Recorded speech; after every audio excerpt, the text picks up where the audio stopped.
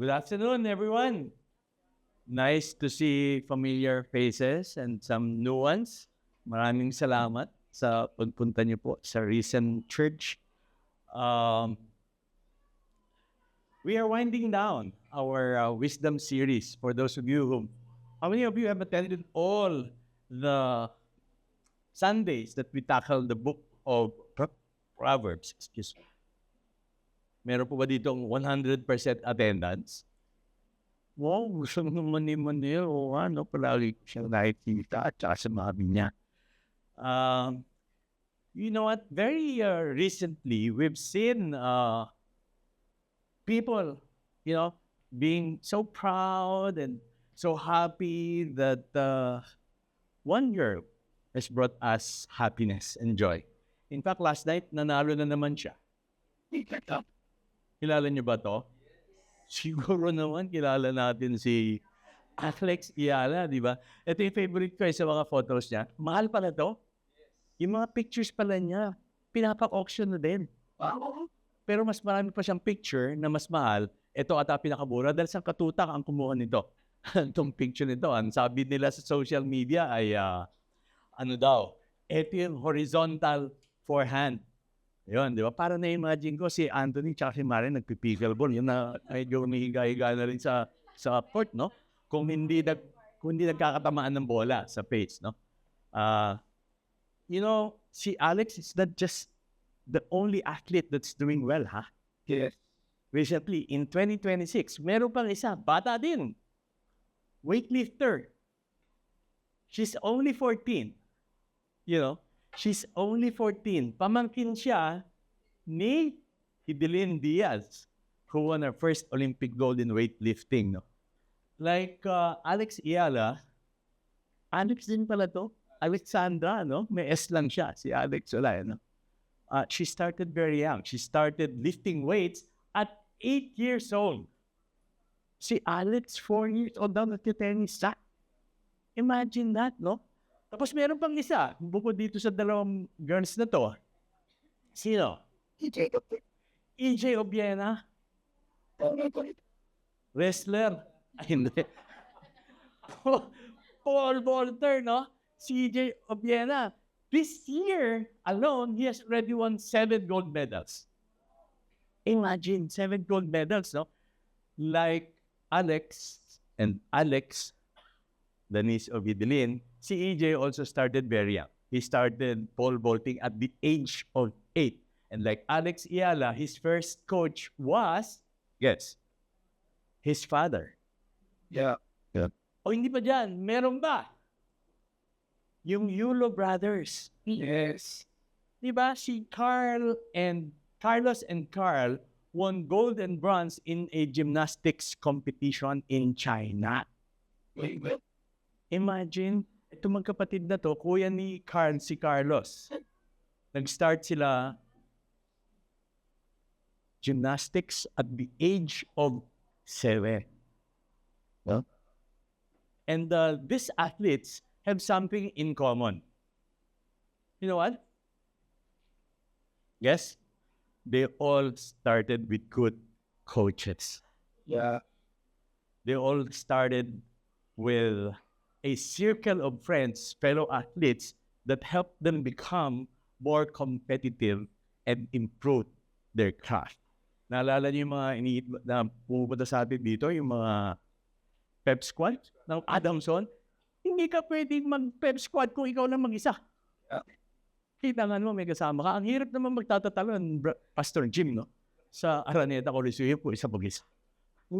Hindi ka mag-champion, no? Nasa pep squad, no? And you know what? I chose these 5 athletes because they represent what we call people who took advantage of coaching, mentoring, being together with fellow competitors, and sharpened their skills. Which brings me to our topic this afternoon. Ang topic natin together this afternoon is, I call this Better Together. Pakisabi nyo nga? Better Together. Ang hirap mag-practice pag ikaw mag-isa. So we'll pick up verses from the book of Proverbs, particularly Proverbs 27:17, and Proverbs 18:21. Nakakatuwa itong Proverbs na to kasi punong-puno siya ng mga aral about friendships, relationships, and how people get to improve themselves merely by connecting. Sino rito ang 3,000 ang connect mo sa Facebook? Bukod kay Pastor Chris. O, 1,000 na lang. Taas yung kamay. Meron ba dito? O, di ba, no? Lahat ba yung kilala nyo personally? Kung di naman siguro, ang hirap naman nun, no? Kaya sinasabi nitong Proverbs, unahan ko lang yung sasabihin ko, taken together, these verses teach us how we can move forward with genuine friends. Okay, sabi nyo nga, genuine friends. At isa sa pagkukunan nyo ng genuine friends, we'll call them disciples. Kapwa nyo, disciples. Kaya ngayon recent, may mga life groups, may mga prayer groups, and these are the places as a community you will get genuine friendships. Tama ba? What made these athletes, the athletes we've seen, better? They were training. They were picking up tools that help them enhance their skills. Sabi dito sa slide na to, iron does not sharpen itself. Iron does not sharpen itself. Yung raw iron, it needs a furnace. Alam niyo itong furnace, nakikita dito? Mainit. So yung raw iron can be sharpened, I should say. Because by itself, it will not sharpen itself. Hindi siya maasa. That's why si Alex, for example, left the Philippines to move to Spain at the age of 13. And people in Europe are saying, oh, ang galing ditong Pinay na to. Siyempre, iba-ibang language yun. Natagalog ko lang para maintindihan yung French, no? Kung sino itong batang to, Pinay? She's an overnight sensation. But she started playing tennis at the age of 4. She's 21. So it took her 17 years to become an overnight sensation. Hindi madaling maging magaling. Like ang journey in Christ. Hindi pwedeng kahapon makasalanan ka, ngayon holy ka. Tama ba? Naniniwala ba po kayo doon? Kailangan natin ng journey. Kailangan natin ng ibang tao to sharpen us. To make sure that we grow in our faith. Because I like this slide. One of my favorites, ang sabi kasi dito is, a blade left alone stays that. Mapurol siya. It takes heat, pressure, and the steady contact of another piece of metal to become useful. Napakaganda ng sinasabi niya. Kasi kung tayo lang, hindi tayo tatalas. Hindi tayo tutulis. Kailangan natin na may heat, may friction, at may pumupukpok. Kaya sabi ng verse natin, iron sharpens iron.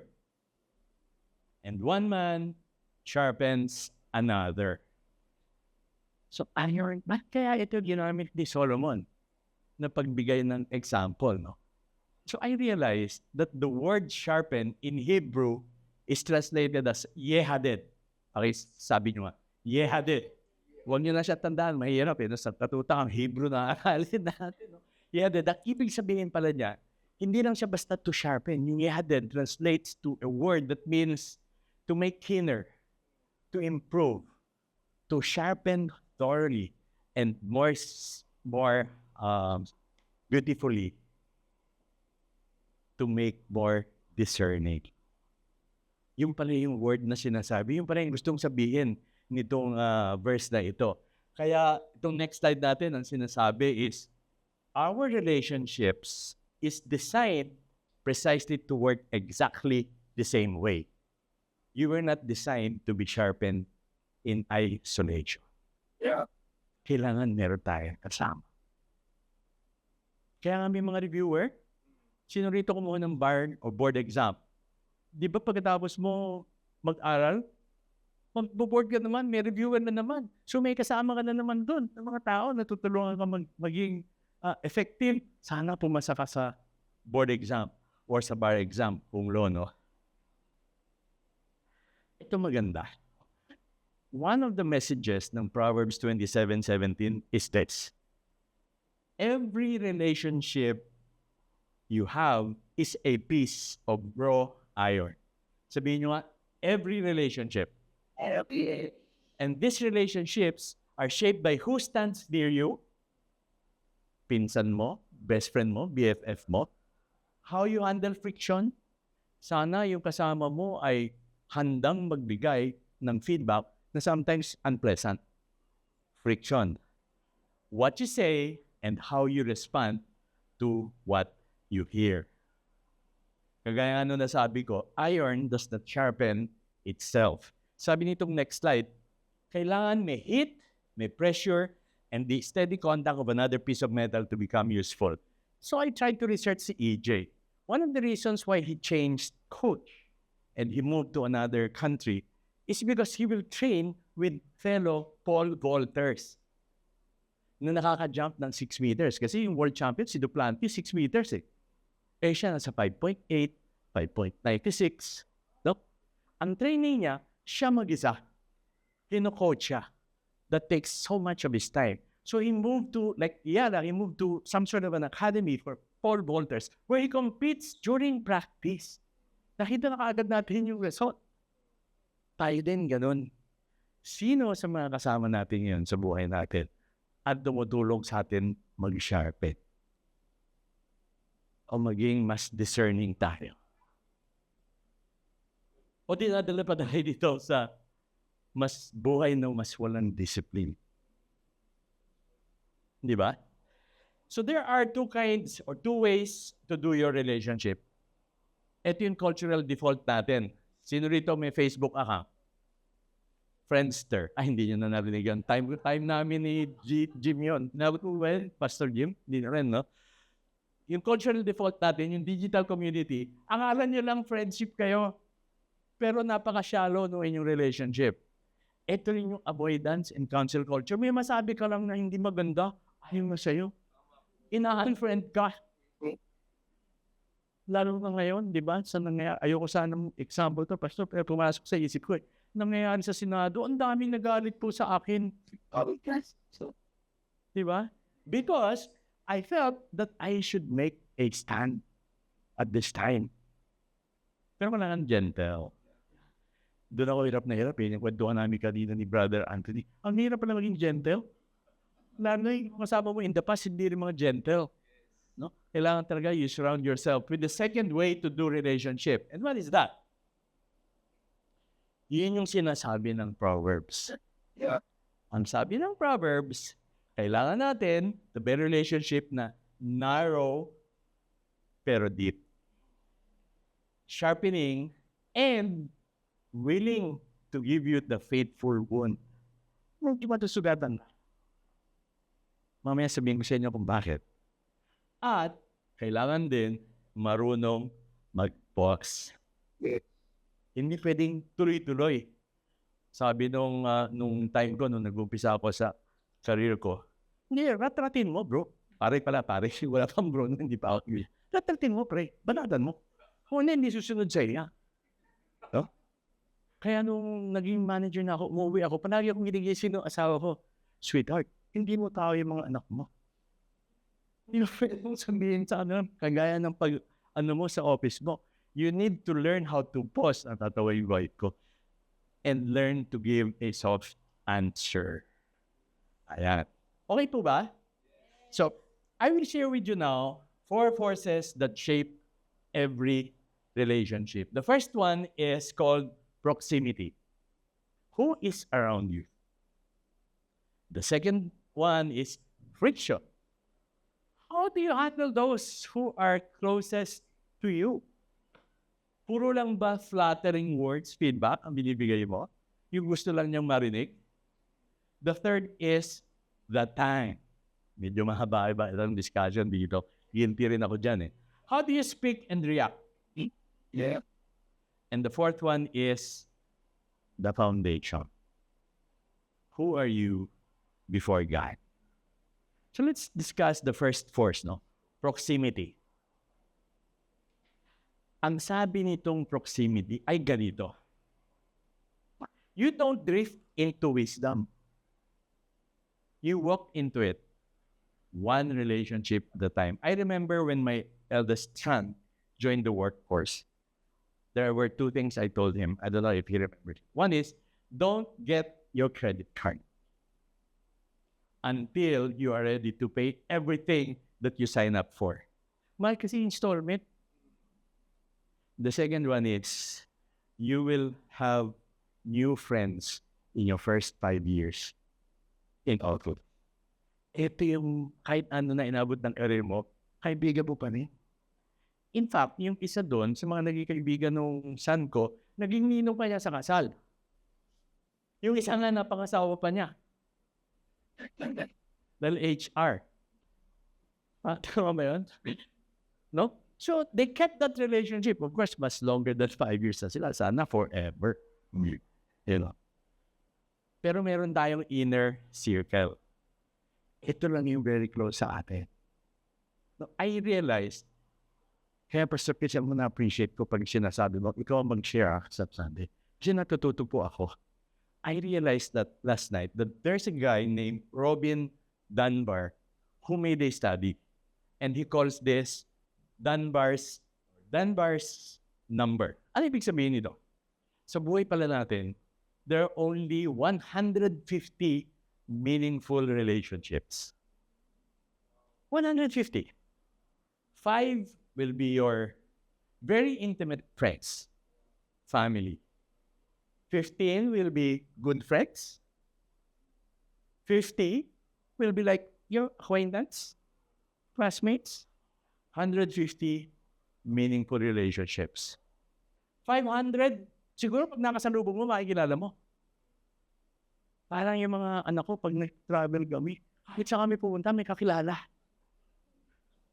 Kilala niyo pa rin yan. 500 acquaintances. 1,500 people na parang nakilala ko na siya before eh. 1,000, maybe pastors like Pastor Chris, Pastor Jay, Pastor Jim, baka mas marami. But Dunbar suggests that there are only 150 meaningful relationships. Ito yung sinasabi na iron sharpens iron. And the 5 intimate people in your lives will be the best people who can give you feedback, who will cite your blind spot, and who will walk with you in your faith.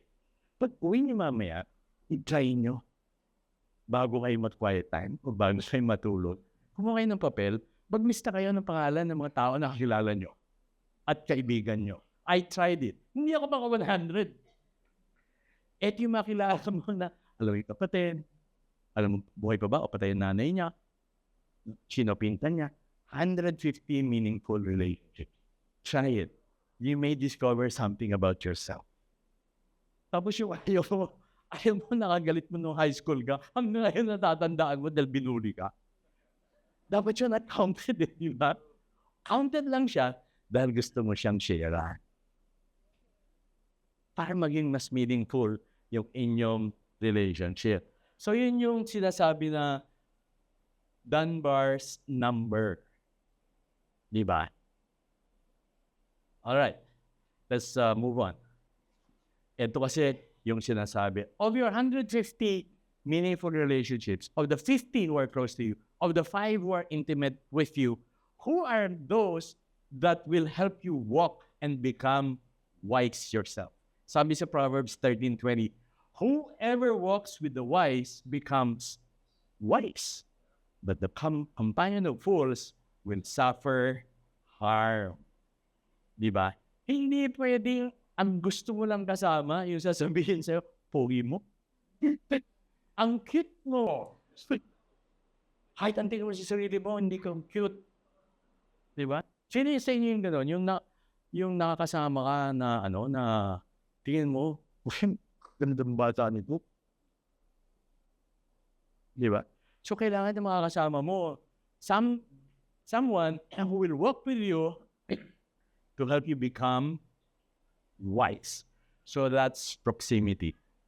Let's go to the next force, which is friction. Ito, medyo maganda to. Sabi ng sinulat ko dito, no relationship that avoids all friction ever produces a sharp person. The disagreements, the scrape, the honest pushback, these are not signs that the relationship is broken. They are actually the mechanism that God uses to refine you. So don't worry about disagreements. That will help you understand yourself better and recognize that you might be missing something. How do we grow if at 30, you still carry your habits when you were 15? Paano nakakaya naman yun? Hindi pa nga nakakaya sa community mo, nakakaya kay Lord. Yeah. Ito yung sabi ng lola ko, tumanda ng walang pinagtatandaan. Yung mga lola ko, Catholic pero ang dami pala talagang aral na galing sa Bible. You know? Including this. And let's go to the next verse. Next slide. Ang sabi dito, a true friend tells you the truth that hurts rather than the lie that soothes. Amen. Truth that hurts rather than the lie that soothes. Sabi sa Proverbs 27:6, faithful are the wounds of a friend, profuse are the kisses of an enemy. Remember the guy who betrayed Jesus? What did he do? He kissed Jesus. Kaya nakita ng mga mag-aaresto sa kanya kung sino si Jesus. So be careful. Tingnan mo yung katabi mo kung kaibigan mo yung katabi mo. Hindi ka ba ipagkakanulo niyan? Hindi ka ba i-betray niyan at some point? Di ba? Ulitin ko lang din. A true friend tells you the truth that hurts. Sabi nitong slide na to, what does this look like for me? In everyday terms. What does this look like? Ang sabi dito ay someone loves you enough to risk the relationship for your growth. Never mind kung magalit siya. Pero kailangan ko sabihin sa kanya na minsan yung kausap niya, hindi pa tapos magsalita, may sagot na siya. Ano sa tingin mo? Tapos may sagot ka na kagad. Hindi pa sinasagot yung tanong mo, may bago mo na namang tanong. Somebody needs to point that out to us kasi blind spot natin yun. Sino yung nakakuha ng Journey of Empowerment? Batch 1, Batch 2. Meron tayong follow-up. Didiscuss ulit natin yung blind spot. Sa Monday, right? Monday. Their correction costs them comfort, which is proof it's not flattery. Ang hirap naman nun. Lalo na tayong mga Pinoy, mga Filipino, we are so good at pleasing some people.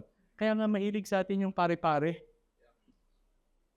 I remember when I was, to those of you who have heard this, I remember when I was assigned in Singapore, my sales director was a Singaporean. Very nice guy. Very intelligent, very nice salesperson. Active listener, he's experienced, very young but experienced. And he was pirated by a confectionery company. Cantonese siya, but they migrated to Singapore. He became a Singaporean. But gusto siya nung nasa Hong Kong kasi Cantonese. So kinuha siya. So dinner, and then he was sharing. So would you like to share with us your experience? So the team that I handled then were mostly Malaysians. My marketing director was a Malaysian, and my sales director was a Singaporean. And to those of you who know these two countries, you know how difficult that could be. Mag-manage ka, alam mo, Sister Gina, mag-manage ka na Singaporean at saka Malaysian, tapos may bumiputra kang kasama na may Indian heritage. Masaya. Anyway, ang sabi ng Singaporean na, Sir Ed, Boss Ed, you know what I like? I like to work with you guys. I like Filipinos. I like Filipino managers. I like Filipino workers. They're so industrious, hardworking. Some of them are very spiritual. There's only one thing that I'd like to tell you. You know what he said? This one hurt. Filipino managers have very high tolerance level for incompetence. What? Managers of Filipino descent have very high tolerance for incompetence. Kasi kung sa atin yung pare-pare, ayaw natin makasakit. To the extent na yung dapat nakarinig ng advice natin, napapariwala na rin. Because takot tayo mag-share. The correction costs them comfort, which is proof it's not flattery. The wound heals, the silence that avoided it would not have. In other words, pag hindi ka nasugatan, wala namang i-heal. Pero hindi mo alam. Taas pala ng level mo ng incompetence. Since then, I made sure that there were only 2 Filipinos were reporting to me at the time. One, of course, was a CFO, like one woman I know, pet. So walang tolerance sa incompetence. CFO namin, Pilipina. May kilala rin ako, Pilipino, ganyan. Tayo ang ano. Okay. Accountants, they cannot afford to be silent if they discover something wrong. Tama ba? Bakit hindi tayo pwedeng maging ganun? Why are we avoiding conflict? That's not what the Word of God says. In fact, even Jesus is the master sharpener. I'll read this for you.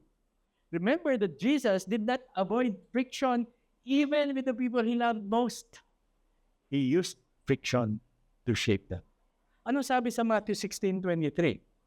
But he turned and said to Peter, "Get behind me, Satan. You are a hindrance to me.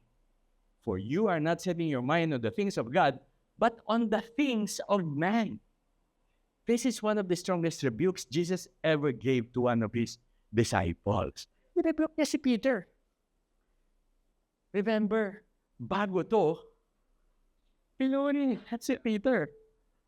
Sabi dun sa verse 20, I think, who do the people say the Son of Man is? Sabi ng ibang disciples, si Elijah, si Jeremiah. Sumagot si Peter, Peter, who do you think the Son of Man is? You are the Messiah, the Son of the living God. Pinuri siya ni Jesus. Simon Peter, that did not come from human beings. That came from the Heavenly Father. And a few moments later, he was rebuked. No one of us is safe or should be safe from rebuke. Lahat tayo nadudulas. Sino rito hindi nagkaroon ng kasalanan sa buong buhay niya? Wala naman eh. Di ba? And it's an opportune time to also remember that the Lord, we said His name above all other names. Yes. He's the master sharpener. Ang contest nga, kagaya ng sinabi ko, ay hindi niya tinawag si Satan dahil si Peter dahil demonyo siya.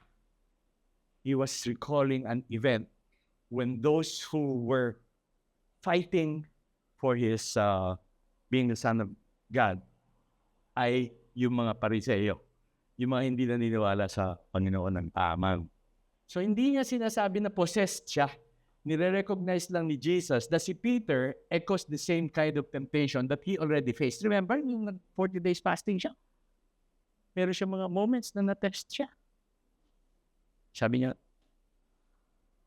"Get behind me, Satan." So rebuke yan. Pero pag may kinakausap ng kayong ka-life group niyo, huwag mo sabihan, "Get behind me, Satan."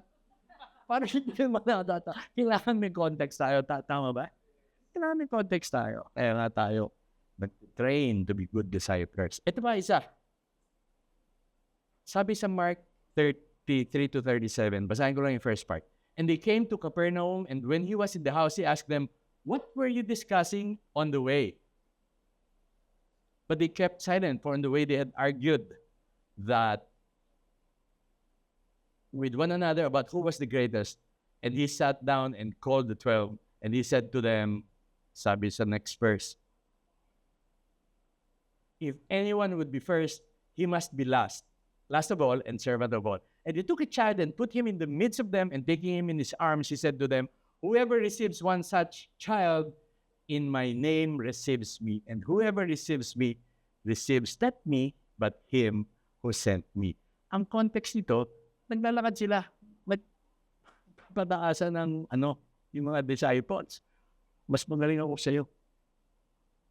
Sabi niya nung nagkita siya, ano yung pinag-uusapan niyo? Ayaw nilang sumagot eh. Pero alam naman ni Jesus what's in her heart. Ba't niya ginamit na example yung bata? In the ancient times, during this time, yung mga little children are well loved by their families. But they have little to no social status. Hindi sila makarecommend as, gawin mo nitong disciple, gawin mo itong, hindi. But they are well loved. Yes. Pero ginamit niya yun, yung symbol ng bata.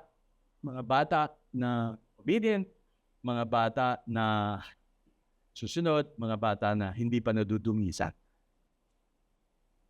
And let me just share this slide. Jesus asked piercing questions that exposed the heart throughout the Gospels. Kaya ang ganda-ganda ditong Proverbs 27:17. Hanggang pumunta na sa New Testament, ang dami pang example. In fact, you can help Proverbs 27 to reframe arguments. Ang sabi dito sa slide na to, from me to you, or me versus you run from conflict and you fight to win. And convert this, reframe this to us versus the problem. We turn the fight into a sharpening session, an opportunity to grow together. Sabi doon sa next force natin, yung the tongue. Ito, favorite ito. But gusto ko na magkaroon ng, ano ba tawag doon, disclaimer. Guilty rin po ako. Muna sasabihin na susunod. Nung naaral ko ito, nakatingin ako sa salamin. Words are seeds. Sabi sa Proverbs 18:21, death and life are in the power of the tongue. Every word you speak either establishes or erodes the climate of your relationship. In an age of high-stress households, daming bills na susunod, babayad na naman ako ng tuition. In cancel culture, the soft answer is the ultimate superpower for de-escalation.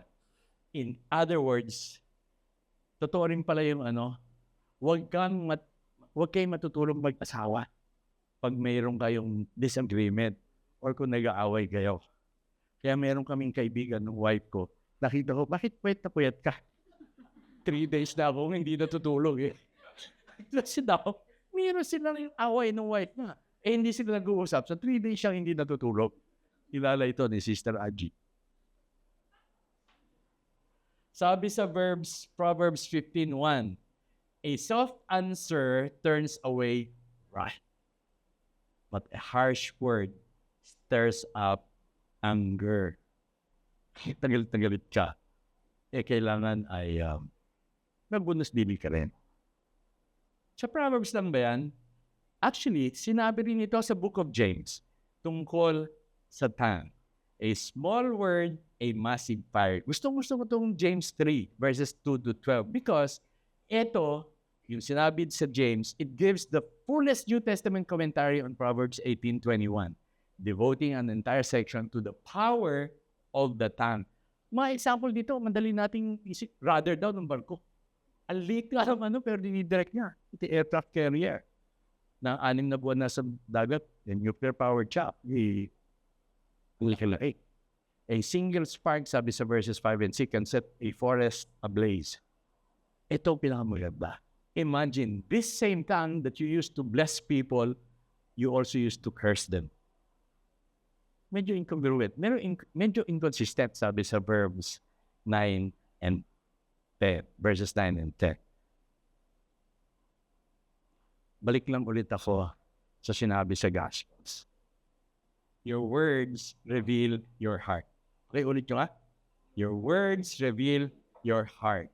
Here, Jesus was addressing his disciples. Pero mayroong mga crowd na nakikinig. Sabi sa Luke 6:45, the good person out of the good treasure of his heart produces good, and the evil person out of his evil treasure produces evil. For out of the abundance of the heart, his mouth speaks. Out of the abundance of the heart, the mouth speaks. So, ang sinasabi ni Jesus dito is for us not to just watch out our words, but to primarily cultivate our hearts. Alam niyo yung banal na banal? Tapos pag naglalakad, pag dadapa, nagbubura. Meron ba kayo kilala na, okay, bakit kilala na eh? Kasi, Mom, you don't need to volunteer your cell phone as an example. Yung sinas heart natin, maybe we're not conscious. Kaya sabi ni Pastor Ruther, good. Kung puno-puno ka na ng Bible verses, at biglang kinat ka sa traffic, sa EDSA, ng grab driver o ng motorsiklo, ano gagawin mo? Minumura mo. Sabi ni Pastor Ruther, huwag na kalimutan mo. Sigawan mo na lang, God bless you! God bless you!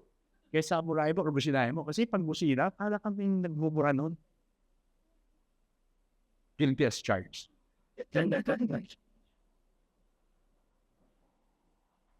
Cultivate our hearts. Meron bang isa? Ito naman ang kausap ni Jesus, yung mga Pariseo. Sabi sa Matthew 12:34, you brood of vipers, how can you speak good when you are evil? For out of the abundance of the heart, the mouth speaks. Ang pinanggalingan kasi nito, merong hinil si Jesus na demon possessed. Pinagkakalit ng mga Pariseo, hindi ang galing kay Satan yung power niya. Huwag kayo maniwala dyan. Sabi ni Jesus, you brood of vipers, how can you speak good when you are evil? So you see, in these verses, words are not merely sounds. Words are not merely sounds. They reveal our heart. In fact, speech is not the root problem. It's the evidence. What fills the heart eventually spills from the mouth. Kaya importante even sa conversation, may kausap kang boss, subordinate, peer, spouse. Kailangan natin yung tawag natin dito ay 30-second pause. Have you heard of this? Pause muna. Pause muna. Huwag basta-basta sasagot. Ako kailangan mo ata 30 minutes na pause. Pag ito, apaw ka, no? Kaya pala tayo binigyan ni Lord ng isang bibig, 2 tenga. So that we can listen twice as much as we speak. In fact, you might notice when you look at yourself in the mirror, yung mga ears natin, mas malapit sa brain. Picture that. What does God tell us? To me, I believe that what He's telling us is that your discipleship starts not by speaking, but by listening. Yes. Listening to His Word. Yan yung sinasabi na bakit daw yung ears natin ay closer to our brain. Bakit ganda ng picture, no? Napaka-beautiful picture. Ano sinasabi ng second pause? 30-second pause. If one gives an answer before he hears, it is his folly and shame. Sabi sa Proverbs 18:30, hindi pa tapos magsalita sa mo, binabara mo na. Sorry, it's too dark. Listen for 30 seconds longer than you feel you need to. Set the tone for that conversation. We will run a workshop for couples. No? We will talk about this more. But for today, it's important that we understand what the 30-second pause is. At hindi pa dito galing sa akin. Sabi rin sa Bible, if one gives an answer before he hears, it is his folly and shame. Kaya I think the first time I stood before you guys, sabi ko, sino yung nasa sales? Sino yung nasa sales? Dalawa lang tayo, bro. Marketing. Sales din. Ba't ko tinatanong? Kasi, ang stereotype naman nasa sales, madandal. Mahilig magsalita. But the best salespeople I know are those who are trained to listen well. This type of salespeople are the sales guys who understand what the customer needs. Not what he wants to sell. Because he wants to earn commission. Tama ba, bro? Alright? before you speak, ask yourself, is it true? Is it loving? Will it build up? Will it help someone grow in Christ? To those of you who are familiar to the Rotary's four-way test, parang ganito yung sinasabi niya sa Rotary. And then I realized that the guy who made that and allowed Rotary Club International to use it, the four-way test, is a Christian. Christian pala siya. Yeah. So ginamit niya yung Bible, but he made it sound secular so that it can attract people of all faith. Is it the truth? Is it, will it help better the lives of other people? So gusto ko lang i-connect itong so far na pag-usapan natin dun sa New Testament. Ano ba ang sinasabi ng Ephesians? One of my favorite passages. Rather, speaking the truth in love, we are to grow up in every way into Him who is the head, into Christ, from whom the whole body, joined and held together by every joint with which it is equipped, when each part is working properly, makes the body grow so that it builds itself up in love. The key, brothers and sisters, is that we should consider biblical sharpening, because it isn't about winning an argument or criticizing one another. We speak truth not to tear down, but to build people up. We speak truth because love without truth will not create anyone. However, truth without love is something that will not move other people to where you want them to be. Kailangan magkasama sila. Love and truth. Kaya sinasabi nga, be gentle. One time, someone asked me, what is the best thing to move? Because I want to break off my relationship with my secretary, pastor. What do you want me to tell you? Oh, but for what to break up with my secretary? Madali naman yan eh. Di-break mo na. Remember, you're married. Anong advice ang kailangan mo sa amin? Diba? When I was younger, di ko alam kung naikwento ko na to kay Deng, pero I'll make a confession. I was hidden. I was not a Christian yet. Sabi nung aking sales director, I was a salesman. Okay lang yan. Huwag ka lang magbahuli. Remember, how many of our adult children get advice like that? That's why we need people, young adults, who are raised in His Word. Someone who would say, that's wrong, rather than saying, huwag ka lang magpahuli.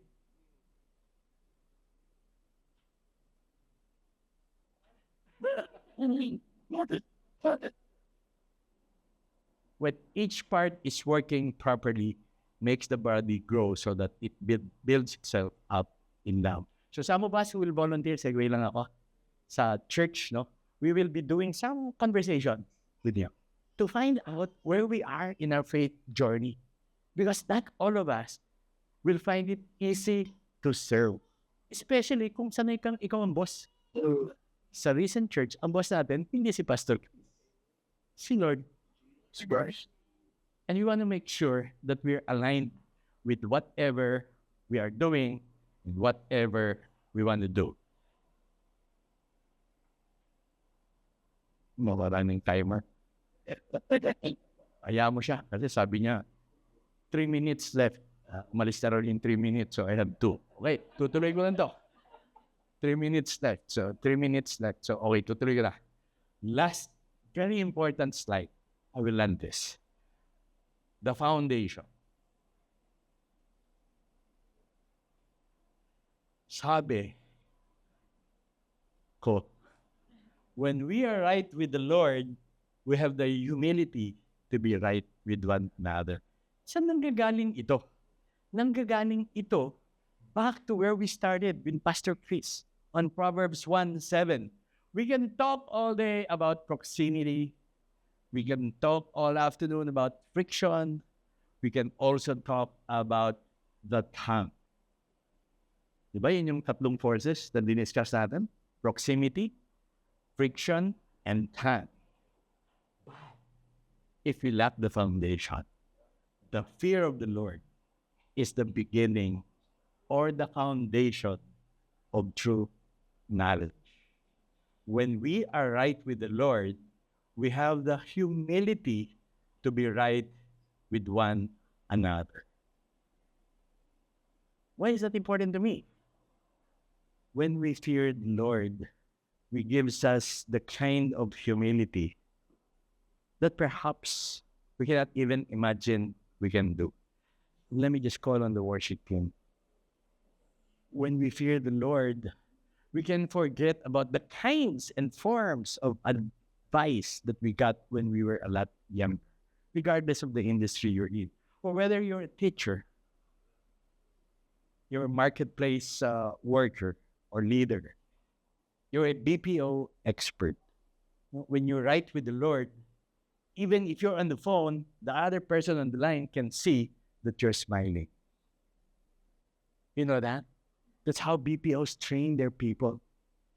You must speak well enough so that the guy on the other line will know and feel that you are actually smiling. At yung kausap mo, binabastos ka. Kaya ngayon, uso na yung binababaan ako. They are servers, but we do not have the right to be rude to them. So let me just land this properly as we pray and as we call on the worship team. Let me just read through this so that we'll all be clear. I think I mentioned that everything begins with a right relationship with God. Let me just add that when we fear the Lord, He gives us the humility to listen before we speak, the grace to endure friction without bitterness, and the wisdom to speak the truth in love. As we grow closer to Him, we become better brothers, sisters, friends, spouse, parents, and leaders. So, church, in our everyday lives, let us remember our learning from Proverbs 27:17 and not take that as a verse about just sharpening iron, because it leads us to New Testament verses and passages that tells us how to live properly. A life that not just takes relationship for granted, but honors the Lord with the right kind of relationship. Remember, the typical person will have 150 meaningful relationships. How many do you have? But I think the more appropriate question is, do we have a meaningful relationship with Christ?